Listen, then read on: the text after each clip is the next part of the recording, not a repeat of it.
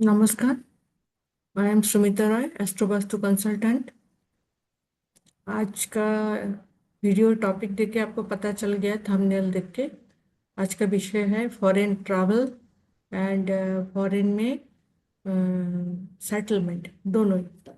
तो इसके ऊपर आज चर्चा करेंगे और हम इधर आप लोगों को चार्ट भी आप लोग के साथ शेयर करेंगे। और ऐसे दो जाने माने व्यक्ति, बहुत ही इंडियन मॉन्क, जो बहुत हाईएस्ट पोजीशन में गया था फॉरेन में जाके, तो उनके बारे में हम लोग आज चर्चा करेंगे। हो सकता है आपको बहुत इंटरेस्ट लगेगा। और पहले हम कुछ नियम बताएंगे कैसे हम लोग देखेंगे, उसके बाद उसका चार्ट पर हम लोग आएंगे। तो चलिए शुरू करते हैं आज का वीडियो।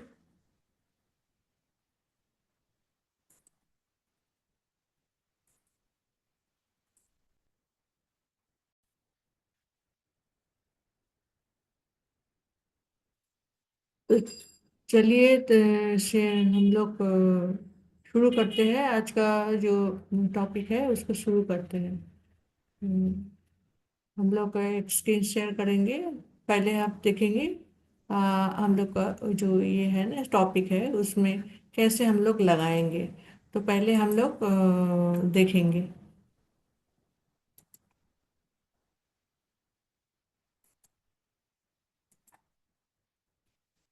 Foreign travel. आज का टॉपिक जो है foreign travel and foreign settlement.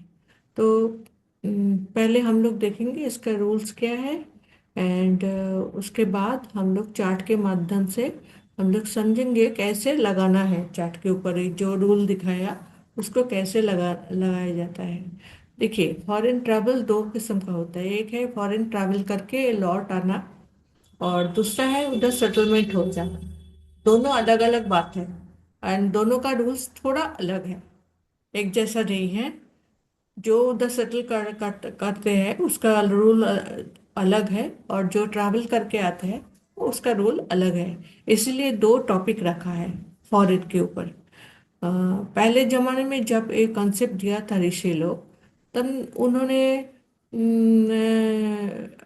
ऐसा देखता था कि या किसी का पनिशमेंट होता है तब वो देश के बाहर जाता है। तब तो फॉरेन का कॉन्सेप्ट ऐसा नहीं था। अभी अभी जो है, तब समझते थे जिनका कुछ करने का नहीं है वो फॉरेन जाता है, मतलब वो देश छोड़ के भागता है। थोड़ा अलग तरीके से एक्सप्लेन किया जाता है जो हम लोग का जो शास्त्र में। बट आज का बात अलग है। आज फॉरेन के लिए बहुत लोग जाने की इच्छुक भी है, करियर भी बनाता है, एंड ट्रैवल के लिए भी बहुत लोग इच्छुक है। बहुत कंट्री घूम के आते हैं, बहुत लोगों को इच्छा होता है। तो इस nowadays it's a hot topic, इसलिए मैंने इसको रखा है। और बहुत लोग पूछते भी है हम कैसे देखेंगे चार्ट के फॉरेन ट्रैवल कब होगा और या फॉरेन सेटलमेंट होगा। तो इसलिए दो टॉपिक रखा है। तो चलिए शुरू करते हैं। पहले हम लोग देखेंगे नॉर्म्स क्या है, मतलब उसका जो रूल्स है वो क्या है।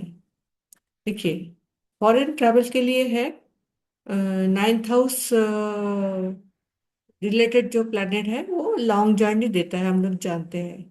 और when it is connected to twelfth house, तो बाहर घूमने के लिए हम लोग फॉरेन जगह के लिए हम लोग जाते हैं, मतलब देश के बाहर।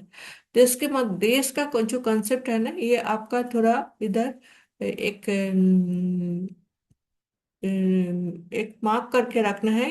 क्या डिस्क्लेमर है। फॉरेन का मतलब बिल्कुल एकदम फॉरेन ओवरसीज है ऐसा नहीं है। फॉरेन का मतलब आप जहाँ आपका जन्म हुआ है उधर से आपका जाना दूसरा कंट्री में, वो तो फॉरेन ही होगा ना। आपका कल्चर भी अलग होगा, आपका जो पीपल के साथ जो आपका वर्किंग होगा सब अलग होगा। आपको फूड वगैरह सब कुछ अलग होगा। इसलिए दूसरा राज्य भी हो सकता है, दूसरा कंट्री भी हो सकता है फॉरेन ट्रैवल।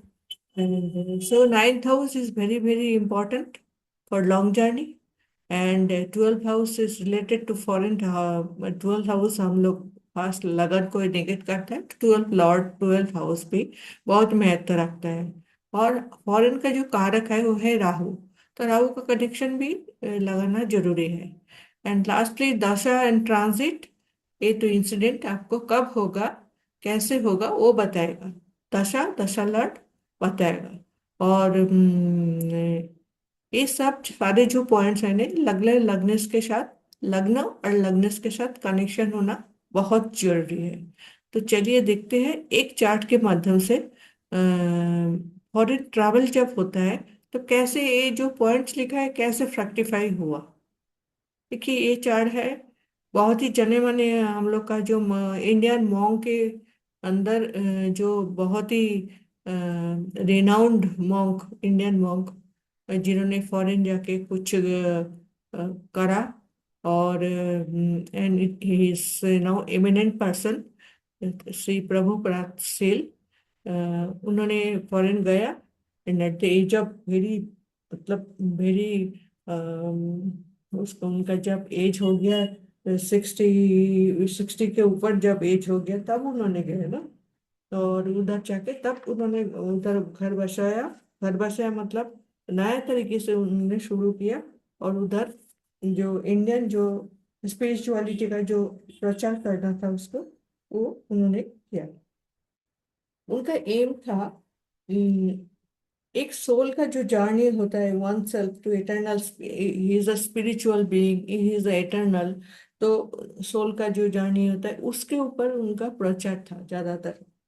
और जो कृष्णा कॉन्शसनेस जो हिंदू सनातन का जो धारणा है, उन्होंने उनका ऊपर ज्यादा महत्व दिया था।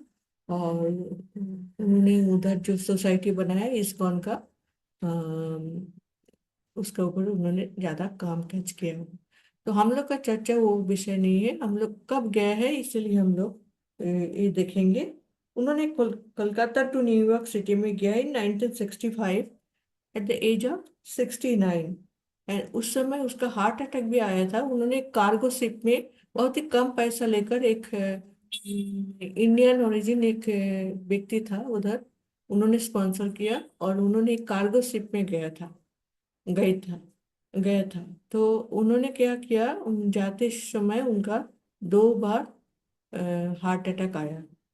और eventually he survived, but he was seriously ill। But उधर जाने के बाद उन्होंने थोड़ा रेस्ट करके उन्होंने उनका काम काज बढ़ाने का कोशिश किया and he got success. The end he return back उधर 1966 में। आप देखिए उनका जब उन्होंने जब गया था नहीं, 1965 13 अगस्त उन्होंने गया था उधर। तब उनका दशा था, आप देखिए उनका दशा था 1965 में मरकरी में जुपिटर चल रहा था। तो मरकरी जुपिटर इधर 212 बैठा है। Out of that Jupiter is the Jupiter is the 12th Lord. So mercury is 9th Lord and Jupiter is 12th Lord. तो उनका दशा में उन्होंने गया था उधर। और इन 1966 उन्होंने इस्कॉन एस्टेब्लिश किया। And in 1970 he came back, he return back to India. Ketu के दशा में उन्होंने चलाया। तो उनका जो ये था उनका, मतलब उन्होंने उधर कुछ दिन के लिए गए थे। और कुछ प्रचार करने के बाद जब उन्होंने उनका एक सोसाइटी बना, उनको कुछ एक कमिटी बनाया देखभाल करने के लिए, and he return back to do some work in India also. तो उन्होंने इंडिया आके फिर मायापुर में इधर बहुत बड़ा बनाया इस्कॉन सोसाइटी। तो उनका जो ये जर्नी था यही हम लोग को देखना था। देखिए ये ट्रैवल है, ये सेटलमेंट नहीं, कुछ दिन के लिए गए थे। तो इसके बाद हम लोग देखेंगे और एक चार्ट जहाँ फॉरेन में हम लोग सेटलमेंट करते हैं, मतलब उधर रह गया है, इज नॉट रिटर्न बैक। तो फॉरेन में जब रहते हैं तो रूल थोड़ा अलग है। तो चलिए पहले हम लोग रूल को देख लेते हैं। देखिए, सेटलमेंट करने के लिए हम लोग का वही बात है, फोर्थ हाउस फोर्थ लॉर्ड का कनेक्ट, जो ये एप्लिकेशन होना जरूरी है। In D4 also it should be, there should be application and connection with sometimes 11th lord हो भी है, क्योंकि फोर्थ से अष्टम है 11th लॉर्ड, 11th हाउस। तो उसका लॉर्ड जब एफ्लिक्ट करते हैं फोर्थ हाउस या फोर्थ लॉर्ड को, तब भी हम लोग का फॉरेन जाने का मौका मिलता है। So 9th and 12th house should be connected. It is the general law because ninth house is long journey and 12th house related to foreign.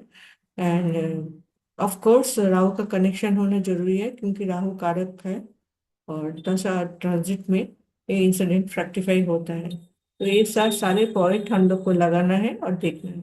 तो चलिए और एक चार्ट देख लेते हैं जिस जहाँ फॉरेन में सेटलमेंट हो।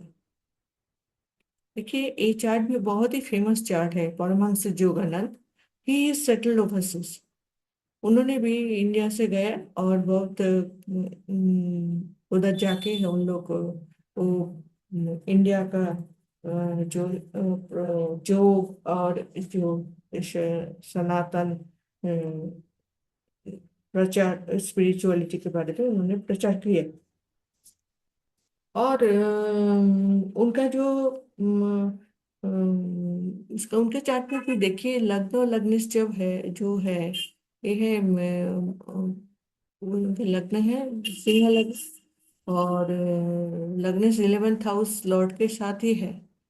और क्योंकि सिंह सान जो है, वो सान थोड़ा स्ट्रांग, क्योंकि वो अग्नि तत्व राशि में भी है, फ्रेंडली साइन में है।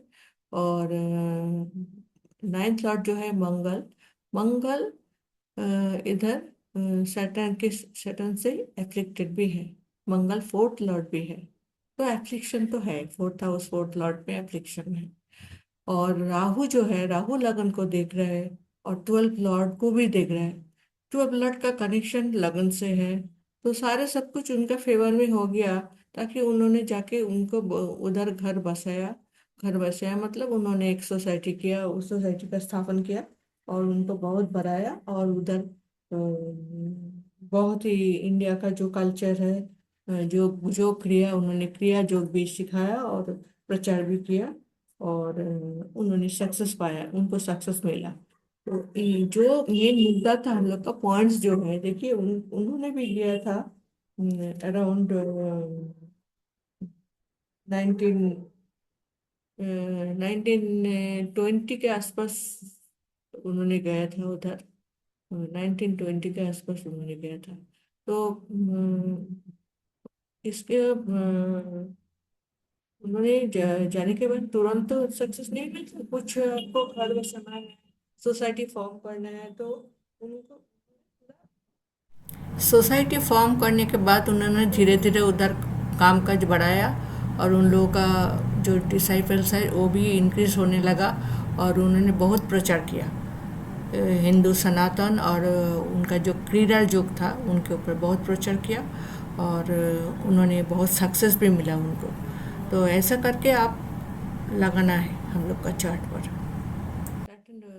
शाम से जो 10th लॉर्ड आपके पास जो यदि कोई कोई सुझाव है इस वीडियो के ऊपर, आप लिख सकते हैं कमेंट सेक्शन पर।